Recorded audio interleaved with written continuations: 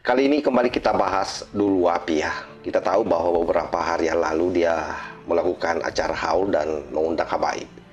Ada satu yang menarik dalam haul tersebut di mana Bib Taufik atau Dul Taufik Assegafi ya, Ketua Rabit Alawiyah, dalam tausiahnya dia mencoba meluruskan tentang Mi'raj 70 kali yang dilakukan oleh Pak Hakim Mukaddam.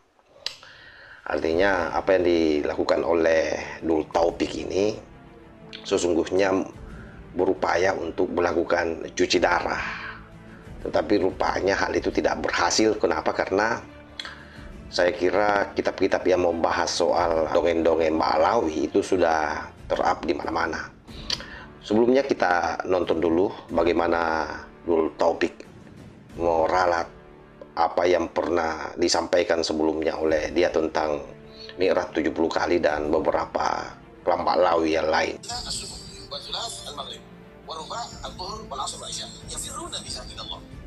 Sebagaimana para malaikat dengan sayapnya Mi'raj.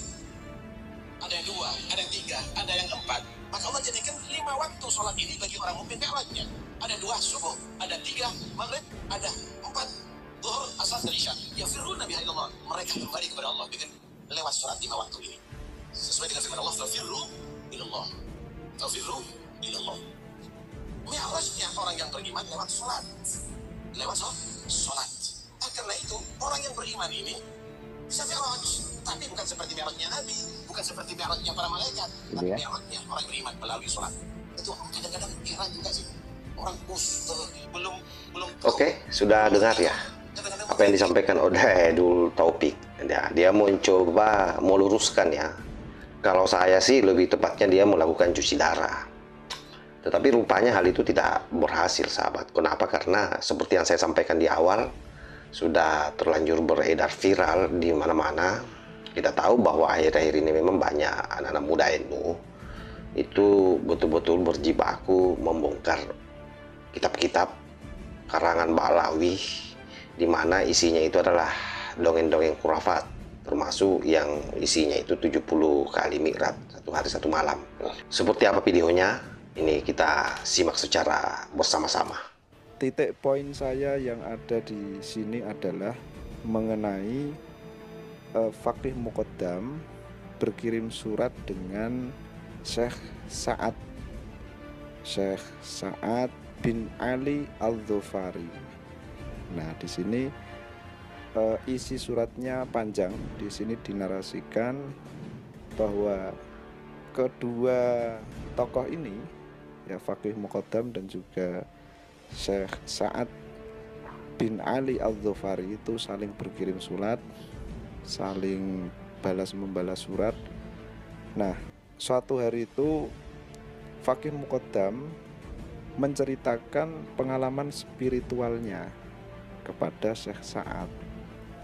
Nah, di satu kesempatan itu kemudian Syekh Sa'ad memberikan jawaban yang begitu tajam.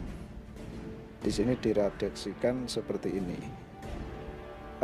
Wa yaqulu lahu tawaqqaf ya faqih fama hadza illa kalamul anbiya. Jadi di sini tidak dijelaskan secara spesifik apa yang disampaikan oleh Faqih Muqaddam kepada Syekh Sa'ad, tetapi Syekh Sa'ad di situ mengatakan untuk menghentikan apa yang dia ceritakan itu, dihentikan menceritakan pengalaman-pengalaman spiritualnya itu, karena pengalaman spiritualnya itu tidak lain hanyalah pengalaman yang mestinya dimiliki secara khusus oleh para nabi.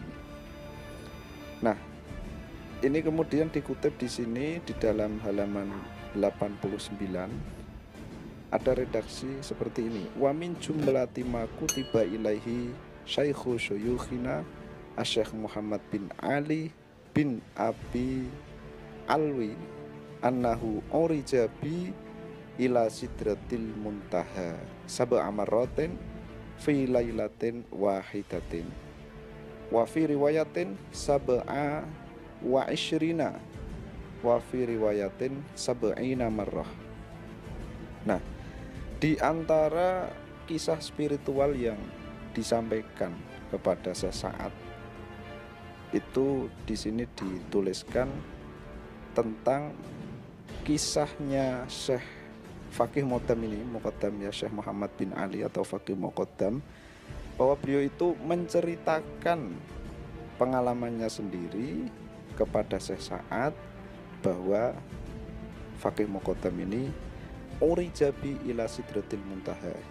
Jadi di sini redaksinya jelas ya, menggunakan urijabi ila sidratil muntaha, bahwa kata Faqih Muqaddam itu aku dimi'rajkan ke sidratil muntaha, dinaikkan ke sidratil muntaha. Jadi kalau kita melihat redaksi ini jelas ya, yang dimaksud itu bukan mi'raj dalam artian sholat, tetapi memang mi'raj yang ya sama dialami oleh baginda Nabi.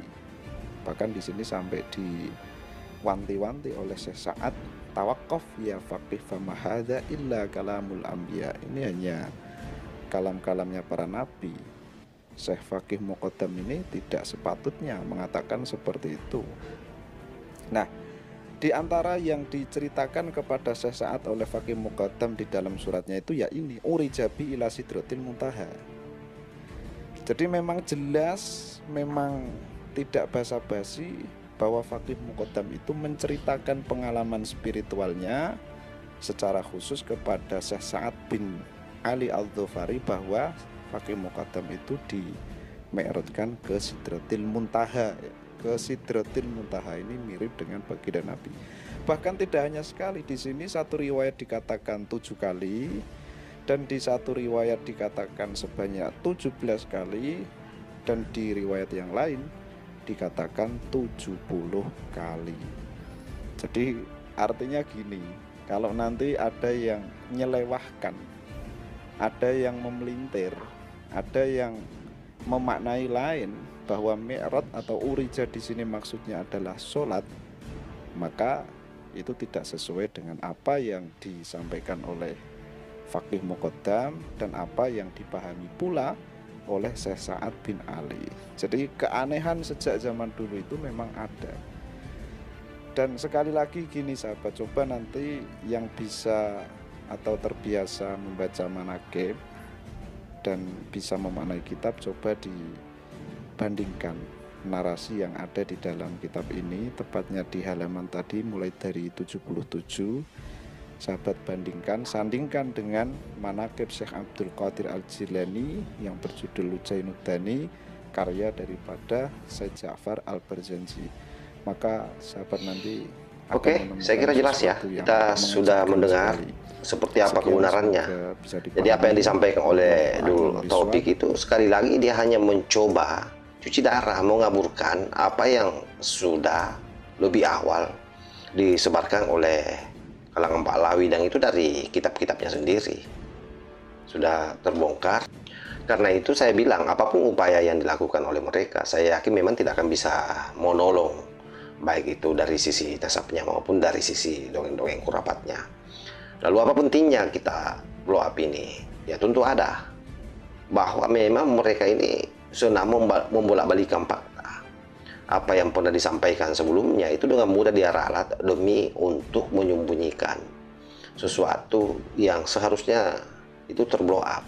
Tetapi kan sungguh dunia maya itu sangat kejam ya. Artinya kalau bicara soal informasi-informasi yang sudah ter-up ke publik, ya susah untuk direm. Karenanya memang bermedsos itu kita harus berhati-hati.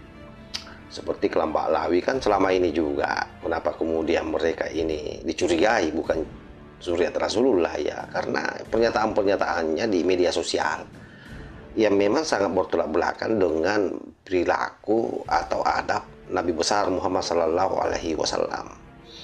Sehingga itu kemudian menimbulkan kecurigaan, dan ternyata ya betul saja terkonfirmasi bahwa mereka bukan Zuriat Rasulullah. Saya kira demikian sahabat, mudah-mudahan video singkat ini ada manfaatnya. Wallahul muwaffiq ila aqwamit thoriq. Wassalamualaikum warahmatullahi wabarakatuh.